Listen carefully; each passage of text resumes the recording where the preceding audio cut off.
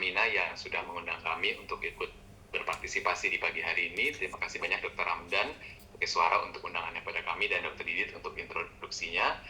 Izin saya share screen terlebih dahulu dan selamat pagi semua pensiunan ya dan beberapa karyawan aktif dari Pertamina yang juga sangat antusias hadir di kesempatan pagi hari ini. Jadi tadi seperti disampaikan oleh Dr. Ramdan, banyak sekali informasi yang sebetulnya sudah bisa kita akses di dunia maya mengenai bagaimana perkembangan dari Mpox. Tapi tentu karena ada banyak hal, tentu nanti saya akan sampaikan dalam format yang berbeda, tidak format satu arah, jadi formatnya mitos dan fakta. Jadi ada beberapa pernyataan yang saya coba buka, kemudian kita akan bahas apakah hal tersebut benar adanya seiring dengan hal-hal yang memang terjadi sampai saat ini. Jadi disclaimer saya sebelum kita mulai presentasi ini, yang pertama tidak ada konflik of interest, saya tidak mewakili institusi atau tidak mewakili perusahaan tertentu di dalam menyampaikan materi pagi hari ini. Dan yang kedua, karena ini penyakit yang emerging, artinya penyakit yang baru, sangat berkembang, apa yang saya sampaikan hari ini adalah hal-hal yang bisa saya update sampai pagi hari tadi. Karena itu tadi slide saya kirimkan pada Dr. Didi juga sangat mepet karena saya berusaha untuk mengupdate sampai ada hal-hal baru apa yang terjadi di pagi hari ini. Itu dua disclaimer saya, mudah-mudahan bisa diterima dengan baik. Saya mulai dengan sedikit kilas balik terlebih dahulu. Jadi sebetulnya Mpox pertama kali diidentifikasi di Afrika tahun 1958. Tapi dunia tidak pernah menganggap ini sebagai sebuah outbreak atau sebuah kewaspadaan global. Sampai kemudian pada tanggal 23 Juli, Direktur Jenderal WHO menyatakan bahwa Mpox ini masuk di dalam Public Health Emergency of International Concern. Artinya dunia harus concern terhadap adanya monkeypox. Ini tahun 2022. Jadi pertama kali dunia menyatakan bahwa ini adalah wabah kesehatan yang harus menjadi perhatian internasional di 2022. Nah, mengapa di 2022 ini menjadi penting angkanya? Nanti saya akan tunjukkan dalam grafik. Jadi karena sebelumnya, sejak tahun 1958 sampai 2022, itu Mpox hanya dilaporkan di Afrika saja. Baru kemudian di tahun 2022, ada sebuah event yang dilakukan di Eropa, dan orang-orang yang hadir di event yang dilakukan di Eropa tersebut kemudian kembali ke negara-negaranya, dan ternyata yang hadir di acara event tersebut berasal dari banyak negara di Eropa maupun Amerika. Sehingga dalam waktu sekejap terjadi peningkatan kasus yang sangat tinggi di area yang bukan area Afrika, area aslinya. Sehingga itu pertama kali WHO menyatakan ini sebagai kewaspadaan global. Tapi kemudian 1 tahun berikutnya, di Mei 2023, WHO mendeklar akhir dari masa emergency Mpox. Tetapi WHO menyatakan bahwa harus tetap dilakukan effort usaha berkepanjangan untuk dapat memanage atau melimitasi penyakit tersebut, baik di tingkat individu maupun di tingkat negara. 2022 ke 2023, kemudian 1 tahun berikutnya, 2024, 14 Agustus, WHO kembali mendeklar lagi Mpox sebagai Public Health Emergency of International Concern. Jadi sebetulnya tidak banyak wabah yang up and go dinyatakan selesai dan kemudian dibuka kembali sebagai wabah. Bahkan COVID pun kalau kita ingat, sekali dinyatakan selesai atau end dari Public Health Emergency of International Concern, sampai sekarang dan mudah-mudahan seterusnya tidak lagi dibuka sebagai Public Health Emergency of International Concern. Nah, kita perlu memahami mengapa di tahun Agustus 2024 ini kemudian WHO menyatakan kembali sebagai Public Health Emergency of International Concern. Ada dua alasan. Alasan yang pertama adalah karena di waktu 2024 ini kembali dilaporkan kasus di luar Afrika yang terjadi di satu negara, baru itu di Sweden. Jadi ada satu negara yang melaporkan kasus Mpox kembali di luar dari Afrika. Dan yang kedua yang dikhawatirkan adalah karena yang dilaporkan di Sweden tersebut adalah clade 1, bukan clade 2. Jadi clade itu penjelasan umumnya seperti varian. Kalau COVID kita kenal varian Omicron, varian Delta. Kalau Mpox kita sebut dengan clade 1, clade 2. Di bawahnya dia ada clade 2A, 2B, dan sebagainya. Nah, yang dilaporkan ternyata di Sweden itu adalah clade 1. Clade 1 itu adalah clade yang dari dulu memang sudah tinggi kasusnya di Afrika. Sementara clade 2 itu yang banyak mengenai seluruh area di Amerika dan Eropa pada 2022. Jadi ada perbedaan clade dan dilaporkan pertama itu di luar dari Afrika. Sehingga WHO kemudian menyatakan bahwa ini lagi-lagi adalah public health emergency of international concern yang sampai sekarang belum dicabut sejak dirilis 14 Agustus 2024. Sebetulnya WHO tidak pernah menyatakan bahwa risiko transmisinya itu hilang. Jadi sebelum 12 Agustus tadi, jadi tanggal 30 Juni 2024, WHO tetap menyatakan bahwa di area Kongo dan daerah sekitarnya itu risikonya tinggi.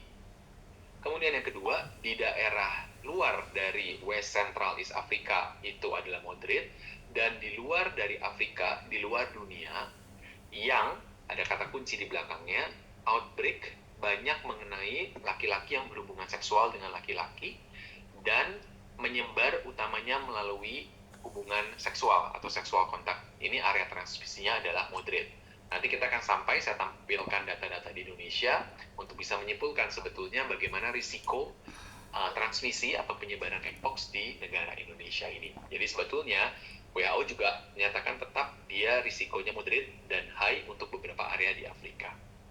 Ini gambaran dunia 30 Juni, jadi dia merilisnya setiap Agustus, tiap bulan di pertengahan bulan. Jadi saya tadi coba mengakses yang September, belum keluar datanya, jadi biasa mereka akan merilisnya di pertengahan September untuk data yang dilaporkan sampai 2 bulan sebelumnya. Ini adalah data, kalau kita lihat, di banyak area dunia itu sebetulnya kasusnya menurun, tapi sejak Mei, sebetulnya di area Afrika itu kasusnya mulai meningkat kembali dan mendominasi. Kalau sebelumnya kita ingat, yang mendominasi adalah area dari Amerika dan Eropa. Tapi sekarang didominasi kembali oleh area di Afrika. Nah, Afrika ini menjadi concern juga karena melimitasi penyebaran di Afrika itu menjadi lebih sulit karena keterbatasan dari sarana dan prasarana diagnostik. Hati-hati, kalau kita melihat angkanya sedemikian di Afrika, bisa saja aslinya jauh lebih banyak lagi. Karena tidak semua pasien itu mampu mengakses pemeriksaan PCR di Afrika dengan baik. Sehingga mungkin saja kasus di lapangan jauh lebih tinggi dibandingkan dengan kasus yang dilaporkan berdasarkan hasil PCR sementara. Ya, ini perbandingan di Afrika di akhir-akhir bulan di Februari sampai sekarang terjadi peningkatan kasusnya. Negara-negara mana yang terkena, ini adalah daerahnya, jadi memang sampai sekarang dilaporkan masih di Afrika ada peningkatan kasus, ya, walaupun di beberapa area itu menjadi tidak signifikan, tapi secara umum agregat di Afrika saat ini kasusnya sedang banyak meningkat. Dan ini menjadi perhatian lagi karena transportasi udara sangat mudah sekali dari Afrika ke Indonesia. Dan mengapa Indonesia juga harus bergerak cepat? Kalau kita ingat, saat ini kalau teman-teman baca, Bapak Ibu baca, bisa melihat bahwa sedang ada event Afrika Indonesia yang dikerjakan di beberapa tempat di Indonesia, sehingga lagi-lagi ini menjadi kewaspadaan yang harus kita lakukan. Di banyak tempat saya tunjukkan Amerika, Eropa kasusnya menurun, tetapi di daerah Afrika kasusnya meningkat. Jadi satu-satunya area di dunia yang kasusnya meningkat. Nah, tadi saya sampaikan pada tahun 2022 ini Batang yang menunjukkan di Afrika dan Eropa. Jadi kasusnya memang meningkat. Sebetulnya kalau sekarang ini September dibandingkan dengan 2022, jumlah kasusnya jauh lebih sedikit dibandingkan dengan tahun 2022. Tapi karena tadi ada clade yang berbeda, di mana pada waktu sebelumnya yang meningkat adalah clade 2. Clade 2 itu angka kematiannya kecil, dilaporkan 0,025%. Sementara clade 1 dilaporkan angka kematiannya saat ini 5-7%. Rata-rata maksimal di 10%. Jadi karena angka clade penyebarannya beda, kemudian angka kematiannya juga untuk dunia. Dan bukan hanya urusan di nun jauh di sana, di Afrika dan Sweden, negara tetangga kita, Thailand, pada pertengahan Agustus 2024, jadi 1 minggu sesudah dilaporkan kasus pertama di Sweden, melaporkan kasus pertama di Thailand dengan clade 1B.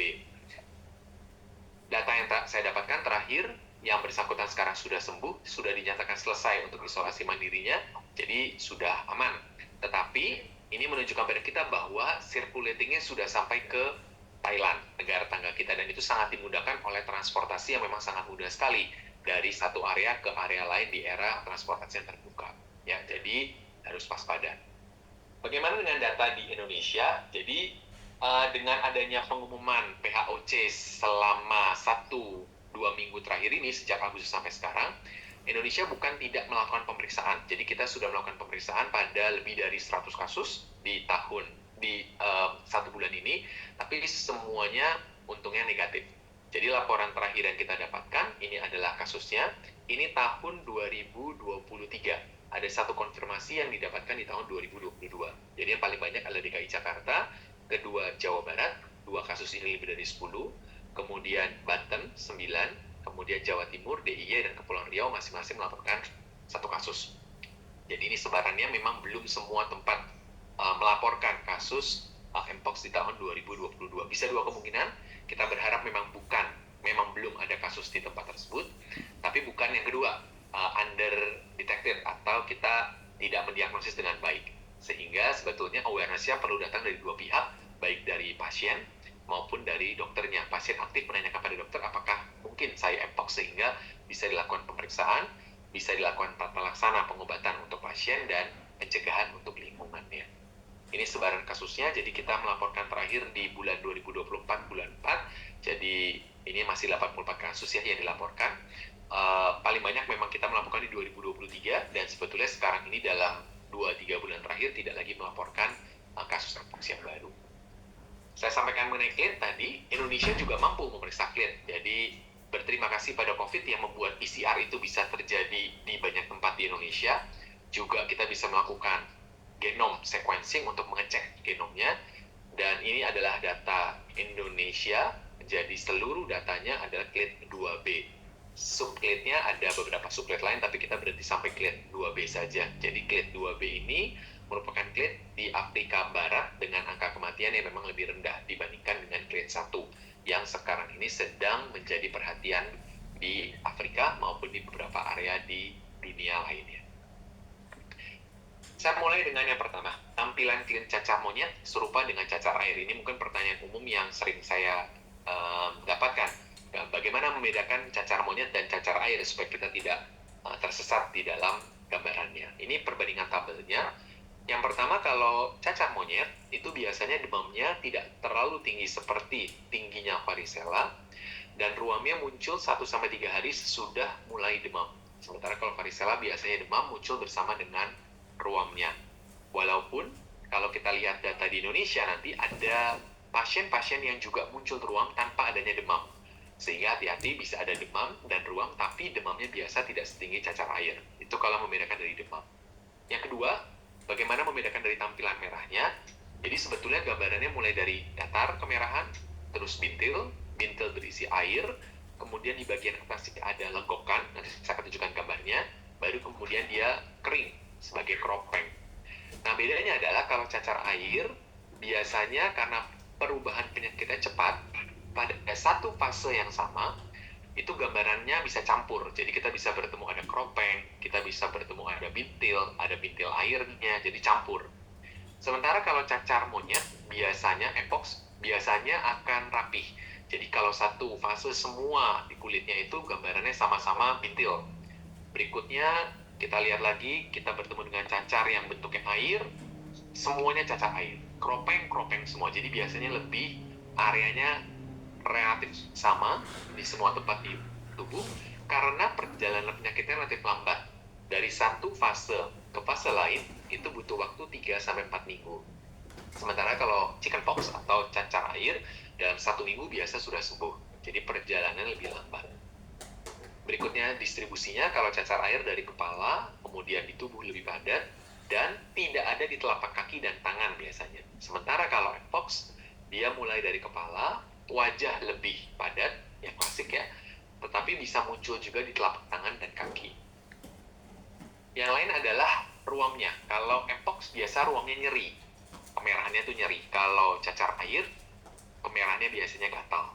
Satu lagi, ada kelenjar getah bening yang membesar pada Mpox, tapi kita tidak dapatkan pada cacar air. Ya, jadi dengan berkaca pada hal-hal tersebut, kalau saya biasanya menanyakan dulu seragam atau tidak di semua fase. Berapa lama dia munculnya? Kemudian di tangan, telapak tangan, dan kaki ada atau tidak? Ada kelenjar getah bening atau tidak? Ada nyeri pada area yang bintil tersebut atau tidak? Kalau ada, maka saya lebih mengerucutkan ke kemungkinan Mpox berdasarkan gejala. Kita belum bicara faktor risiko ya, nanti saya akan sampai ke bicara faktor risiko, tapi berdasarkan gejala, mungkin itu clue-clue yang bisa kita berikan sehingga kita bisa lebih cepat mengidentifikasi kemungkinan ini cacar monyet atau bukan, mpox atau bukan. Ini gambarannya kalau menyebar ke seluruh tubuh yang secara klasik bentuknya bintil-bintil dan menyebar pada seluruh tubuh. Jadi biasanya pada wajah, telapak tangan dan kaki, bisa ada di daerah mulut, kemudian ada di daerah kemaluan, dan juga bisa mengena pada konjungtiva dan kornea selaput mata. Dan biasanya dia butuh waktu 3 minggu sampai semua lukanya menjadi mengering atau bersih.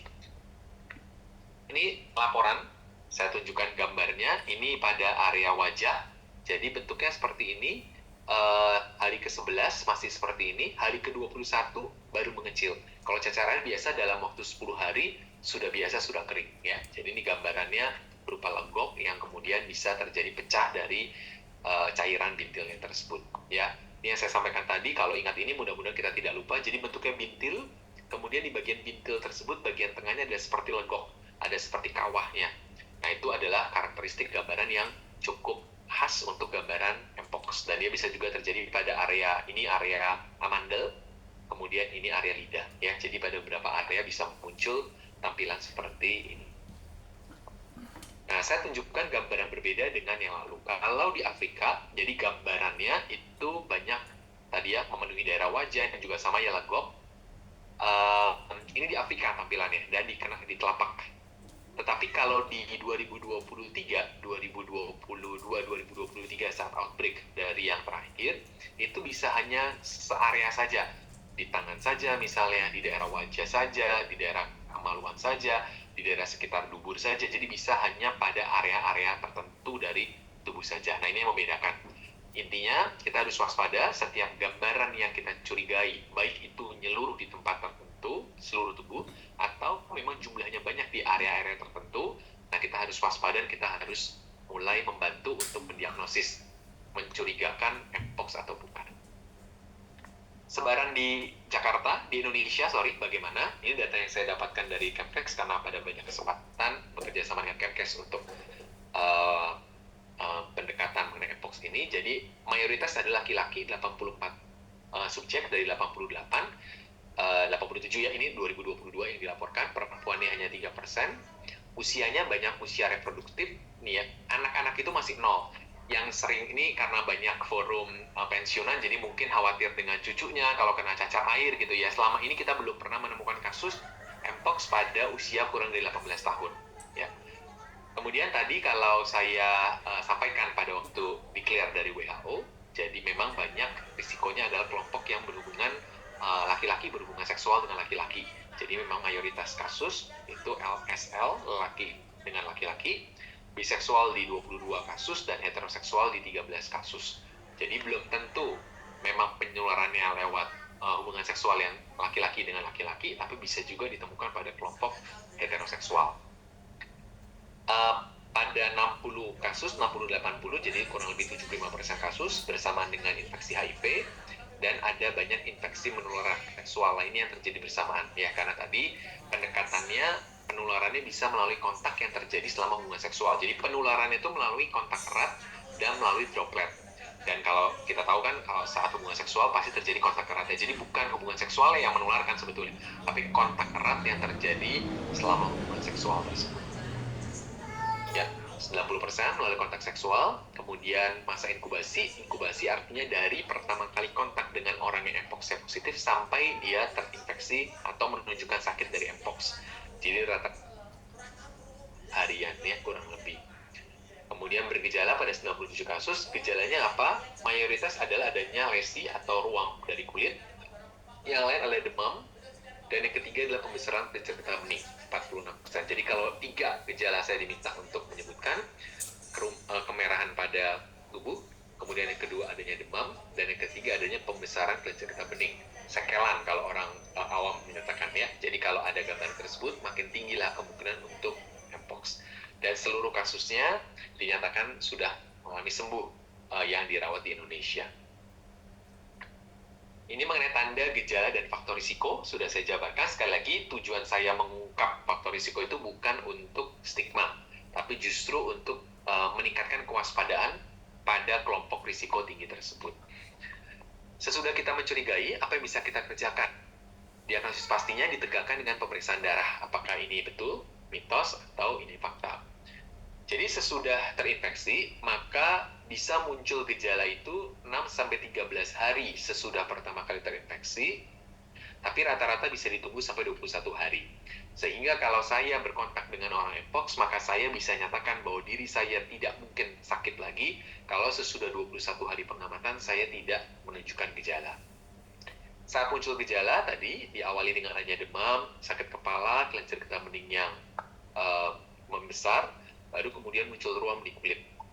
Dan apa yang bisa kita periksa? Kita bisa ambil pemeriksaan paling baik adalah dari cairan lesi. Jadi nanti bentuk pintilnya akan dihancurkan, akan diruntuhkan oleh dokternya, disayat, kemudian dokter akan mengambil dengan seperti cotton bud untuk mengambil dari area tersebut. Tentu bukan cotton bud biasa, jadi swab khusus, baru kemudian diperiksakan. Dan Indonesia mampu untuk memeriksakan PCR tersebut.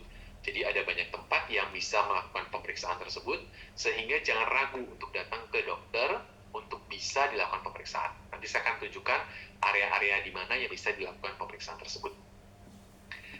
Selain itu bisa juga diambil dari swab dari area tonsil atau orofaring, ini seperti COVID, jadi diambil. Dan satu lagi swab anal atau rektal. Jadi Kementerian Kesehatan minta 3 swab ini, swab dari lesi, kedua swab dari sekitar dubur, dan yang ketiga swab dari area tenggorokan. Ketiga, apakah dia bisa sembuh sendiri? Jadi ya, memang secara umum kelompok besarnya tadi 88 kasus kita bisa sembuh sendiri dan sebetulnya semuanya bisa sembuh. Tetapi harus hati-hati pada kelompok ini. Kelompok yang ada dalam risiko tinggi. Jadi kelompok yang kekebalan tubuhnya menurun, kelompok anak usia di bawah 8 tahun, kelompok dengan risiko infeksi yang menambah, misalnya pasien luka bakar atau ada kelainan kulit lain, atau pasien yang dari awal datang dengan mual, muntah, dehidrasi, ada infeksi di paru. Nah, itu gambaran-gambaran yang harus hati-hati. Bisa menjadi berat, sehingga harus segera datang ke dokter untuk dipertimbangkan apakah diperlukan antivirus atau tidak. Indonesia memiliki antivirusnya, tetapi tidak semua perlu diberikan antivirus.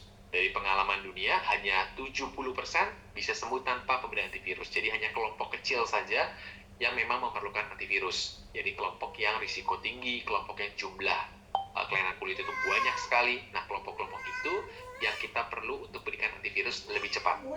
Sehingga tadi 3 ya, pesan saya sampai saat ini. 1, tanda dan gejala harus diwaspadai. Jangan ragu kalau ada tanda dan gejala sesuai, datang ke dokter karena Indonesia mampu untuk memeriksa.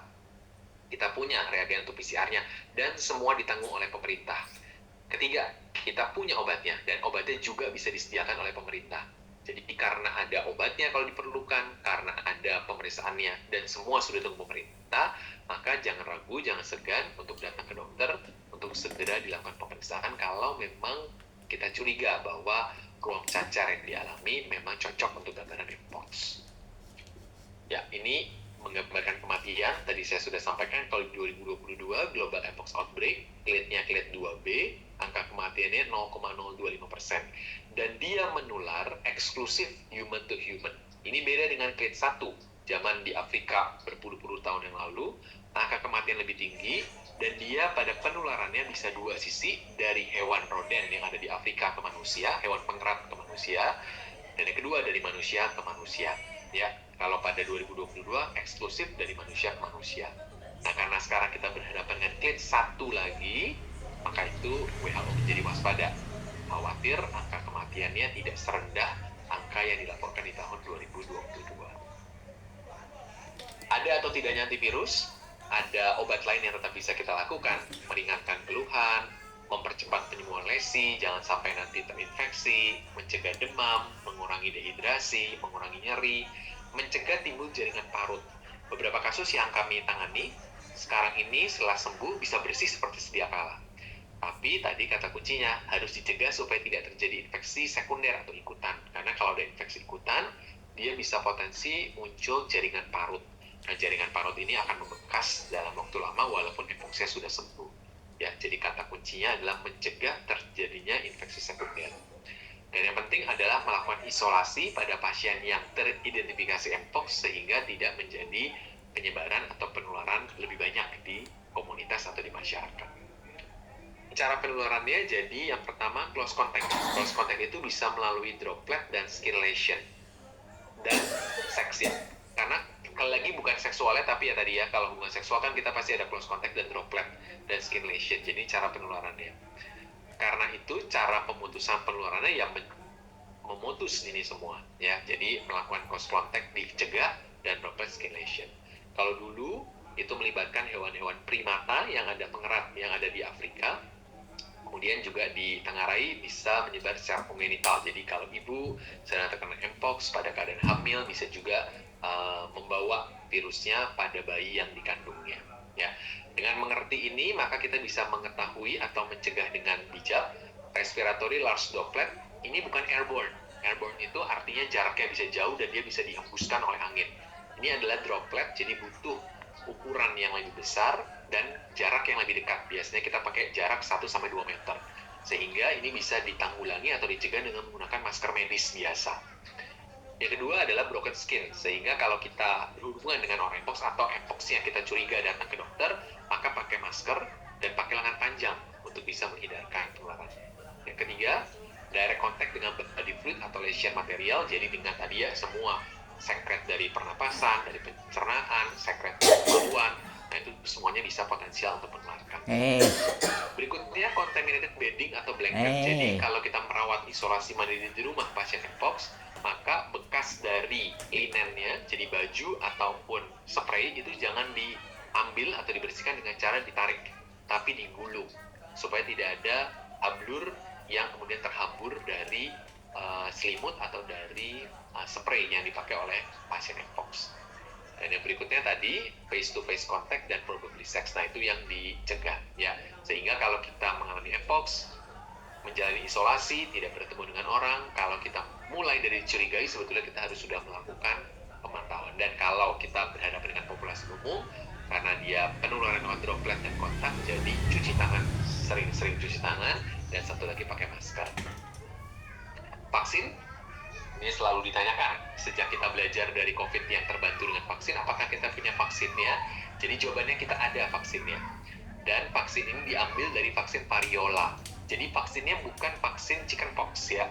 Vaksin chickenpox atau varicella itu tidak punya perlindungan terhadap vaksin mpox karena jenis virusnya beda walaupun tampilannya sama-sama cacar. Yang punya efeknya adalah vaksin pox virus. Kalau Bapak Ibu di sini sudah hidup di era sebelum 1980, itu ada vaksin variola namanya zaman dulu, cacar gitu ya nyebutnya. Nah, itu memiliki efek proteksi terhadap cacar monyet. Walaupun kita lagi teliti apakah memang ini sesuatu yang bertahan sekian 30 tahun lamanya. Vaksin tersedia dan Indonesia sudah melakukan vaksin di tahun 2023 ini, Oktober 2023. Ada 2 dosis pertama dan kedua yang diberikan selama jeda 4 minggu. Dan sesudah 4 minggu, efek proteksi baru didapatkan 2 minggu sesudah pemberian dosis kedua. Ya, diberikan secara suntikan di lengan seperti biasa, jaraknya 1 bulan. Dan ini gambaran yang sudah dikerjakan di Indonesia di bulan akhir Oktober dan di bulan November untuk dosis kedua. Jadi ada 495 yang sudah mendapatkan vaksin di tahun 2023 dan ada 430 yang mendapatkan 2 dosis di tahun tersebut. Jadi pencapaiannya sudah lebih dari 90% dan karena jumlah terbatas dan tadi penularannya kebanyakan spesifik di kelompok risiko tertentu, sehingga negara Indonesia, Kementerian Kesehatan melakukan vaksinasi secara terbatas pada kelompok risiko tinggi. Bahkan tenaga kesehatan juga tidak masuk dalam kelompok risiko tinggi yang perlu mendapatkan vaksinasi secara rutin. Jadi memang diarahkan pada kelompok risiko tinggi yang sudah diberikan vaksin di tahun 2023. Nah, ke depan memang ini yang sedang kami kerjakan. Kami sedang melihat apakah memang vaksin 1 kali atau 2 kali memang bermanfaat. Kemudian kalau dia berikan 1 kali perlu diulang lagi atau tidak 2 kali. Kemudian apakah memang orang-orang yang sudah pernah variola sebelumnya itu punya dampak atau tidak, apakah ini kekebalannya sama dengan infeksi alami atau tidak. Nah, ini yang sekarang sedang bersama-sama Kementerian Kesehatan, kemudian Dinas Kesehatan juga melakukan penilaian bersama mengenai efek imunisasi ini terhadap efek imun terhadap vaksinasi maupun infeksi mpox di Indonesia. Baik, saya akhiri prestasi saya tidak saya tutup dengan kesimpulan karena ada banyak hal detail yang saya sampaikan. Mudah-mudahan bisa memberikan gambaran awal untuk kita bisa berdiskusi mengenai hal-hal yang selama ini dipraktis, mungkin kita dengar, yang kita bisa diskusikan apakah ini benar, mitos, fakta, dan penanggulangannya dengan baik. Saya kembalikan pada Dr. Didit, terima kasih kesempatannya.